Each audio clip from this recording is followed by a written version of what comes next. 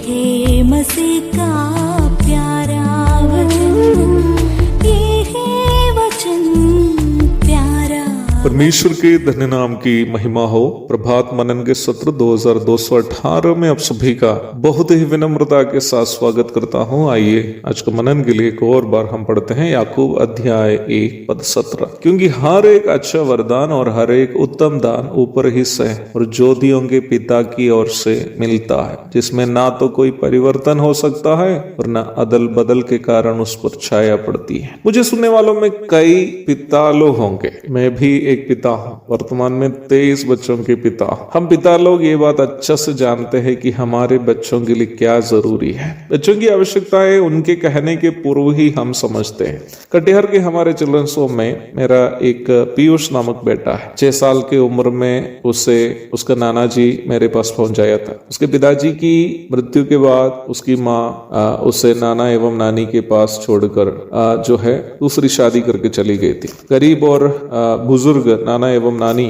उसकी देखरेख करने में असमर्थ होने के कारण मेरे पास पहुंचा दिए। 6 साल की उम्र से वो मेरे पास है। जब वो बिल्कुल ही छोटा था, मतलब वही 6-7 साल के था, मैं देखता था कि हमारी कलीसिया के कोई भी सभा में जब गीत आदि हम गाते हैं, छोटा पीयूष बाइबल के ऊपर अच्छा से अपने छोटे छोटे अंगुलियों से बजाते रहते थे। मुझे लगा कि इसके अंदर संगीत उपकरणों को बजाने की क्षमता है। उस समय मैंने एक ढोलक और एक ट्रिपल खरीद लिया। इन्हीं को देखकर ही मैं खरीदा। मैं आपको कहना चाहता हूं कि कोई बिना सिखाए पीयूष ट्रिपल बजाना सीख लिया। अभी वो लगभग 11-12 साल का हो गया। हमारी कलीसिया की हर सभा में अभी ट्रिपल बजाने वाला इस 12 साल का पीयूष है। जब मैं ट्रिपल उसके लिए खरीद रहा था, छोटा पीयूष को इतना भी नहीं मालूम था कि ट्रिपल होता क्या है, पर मैंने उसके अंगुलियों में जो ताल देखा, उससे पहचाना कि उसके अंदर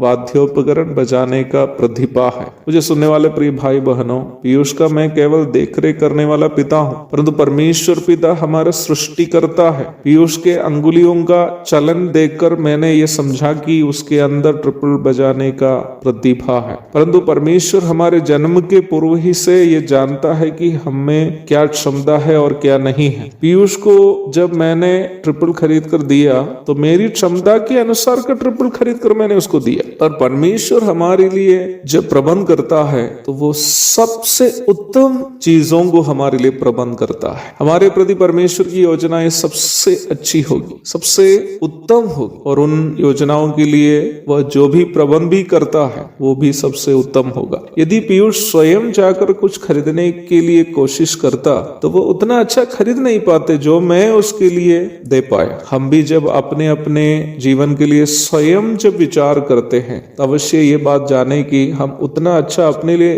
कर नहीं पाएंगे जितना अच्छा परमेश्वर हमारे लिए कर सकता है। याकूब हमें याद दिलाता है हर एक अच्छा वरदान और हर एक उत्तम दान ऊपर ही से अर्थात ज्योतियों के पिता की ओर से आता है। आसमान में अनेकों तारागण का, ज्योतियों का और उसके सही स्थानों पर रखे हुए और प्रत्येक तारे को ज्योति प्रदान करने वाला परमेश्वर जो स्वयं अगम्य ज्योति में रहने वाला है, जितना अच्छा से हमारे जीवन को चमका सकता है उतना अच्छा से हम स्वयं कभी भी अपने जीवन को चमका नहीं पाएंगे। इसलिए ही यदि हम चाहते हैं कि हमारे जीवन सफल तथा धन्य हो जाए तो हमें अपने जीवन के हर मोड़ पर परमेश्वर की इच्छा जानकर उसकी इच्छा के लिए हमें स्वयं समर्पित करना होगा। विश्वास कीजिए प्यारो, जो जीवन परमेश्वर की इच्छा के अनुसार बिताया वो कभी भी बर्बाद नहीं होगा, क्योंकि हमारे जीवन के लिए सभी अच्छे और उत्तम वरदानों को